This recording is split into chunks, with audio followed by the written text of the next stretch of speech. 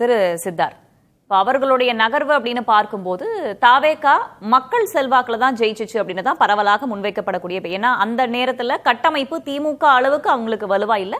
இப்பதான் அந்த கட்டமைப்பையும் அவங்க மேம்படுத்திட்டு வராங்க. இப்ப கட்டமைப்பையும் நாங்க சரி செய்யறோம், மக்கள் ஆதரவையும் நாங்க பெற போறோம்னு நிறைய மாற்றங்களை திமுக கொண்டு வந்திருக்காங்க. எப்படி புரிஞ்சுக்கிறீங்க? இல்ல, இதுல ஜீவா சார் சொல்லாத ஒரு விஷயம் இது தாவேகானால நடந்த மாற்றம் தான்.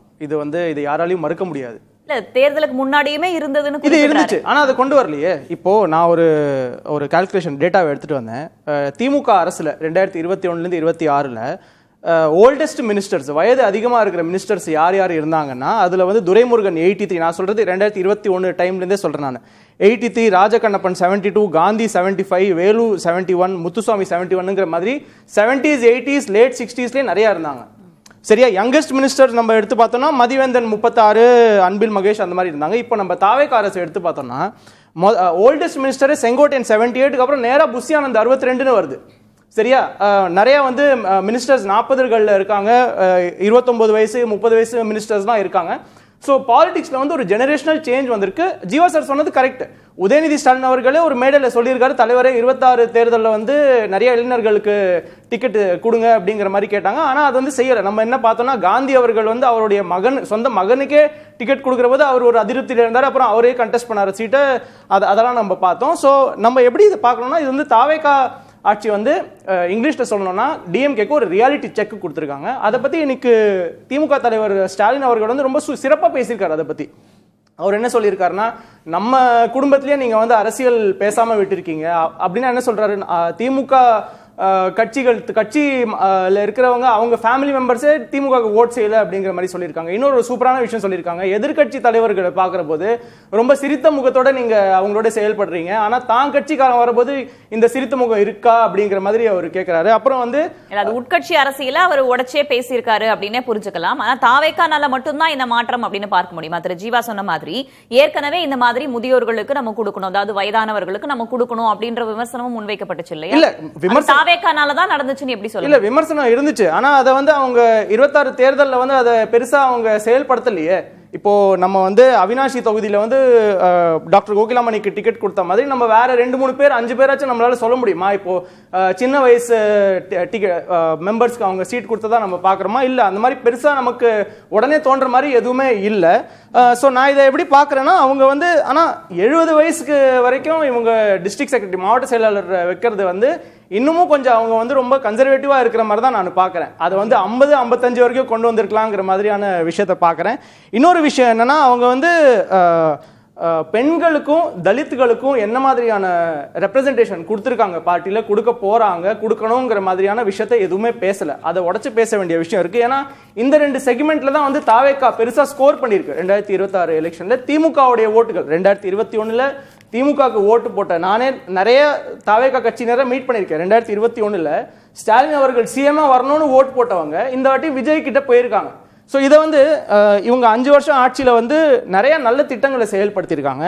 13% எக்ஸ்போர்ட்ல growth ஆயிருக்கு, கம்பவுண்ட் ஆனுவல் growth ரேட் ஆகியிருக்கு. இவங்க தமிழ்நாடு ஒரு இன்ஃப்ராஸ்ட்ரக்சர், ஒரு டெக் ஈகோசிஸ்டமா அவங்க கிரியேட் பண்ணியிருக்காங்க. இவ்வளோ நிறைய விஷயம் செஞ்ச ஒரு அரசு ஏன் தோத்துருக்குங்கிற மாதிரியான ஒரு அனாலிசிஸை அவங்க பண்ணியிருக்காங்க.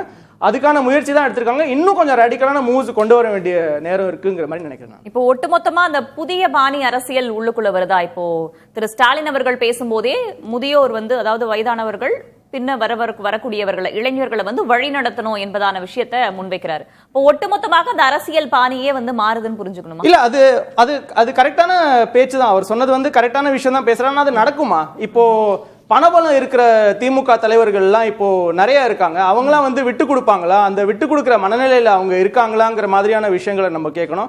இன்னொன்று நம்ம இப்போ பாஜக மாதிரியான ஒரு பார்ட்டியில், இதே மாதிரி திமுக மாதிரி ஒரு ஸ்ட்ராங் ஆர்கனைசேஷனல் கார்டர் இருக்கிற ஒரு பார்ட்டியில்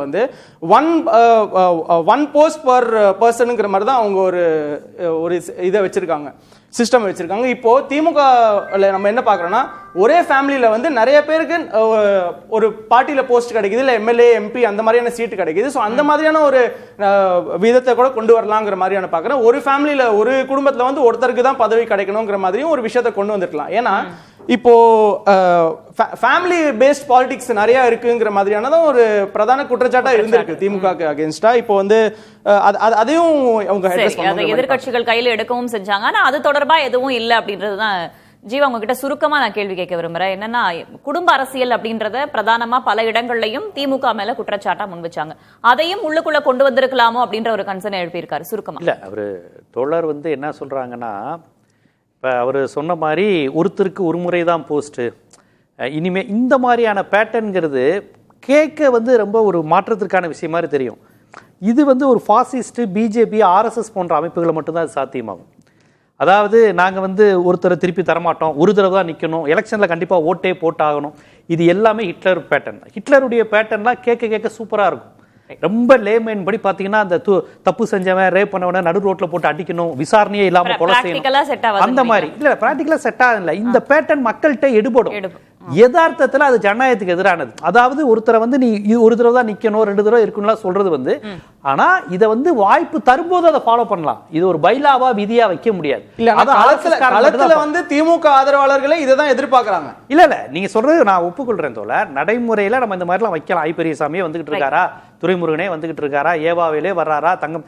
ஆனால் இவங்க சொல்றாங்கல்ல வாரிசு அரசியல்னு, இந்த வாரிசு அரசியல் டிஆர்பி ராஜா போன இடத்துல இவங்க சொன்ன இளம் ரத்தமான கீர்த்தனா பாய்த்தப்பட்டு இருக்கிறது. என்ன நடந்திருக்கு தமிழ்நாட்டுக்கு? 74 விழுக்காடு முதலீடு ஆந்திராக்கு போயிருக்கு. எனக்கு வந்து அல்டிமேட்டா தமிழ்நாடு முக்கியம். 74 வயசா 34 வயசாங்கிறது எனக்கு முக்கியம் இல்லை. யாருக்கு வேணாலும் கொடுங்க நீங்க, அது கட்சிக்கான பிரச்சனை. எனக்கு மாநிலத்துக்குமான பிரச்சனை. யார் வேணாலும் முதலமைச்சராக இருந்திருப்போங்க. 200 நாள்ல 74% போயிருச்சு. 1 லட்சம் இளைஞர்களுக்கான வேலை வாய்ப்பு போயிருச்சு. டிஆர்பி ராஜா, டிஆர்பி பாலுவோட பையன். சோ நீங்க யார்ட் ஸ்டிக்கை இப்படி மட்டும் வைக்க முடியாதுங்கிற.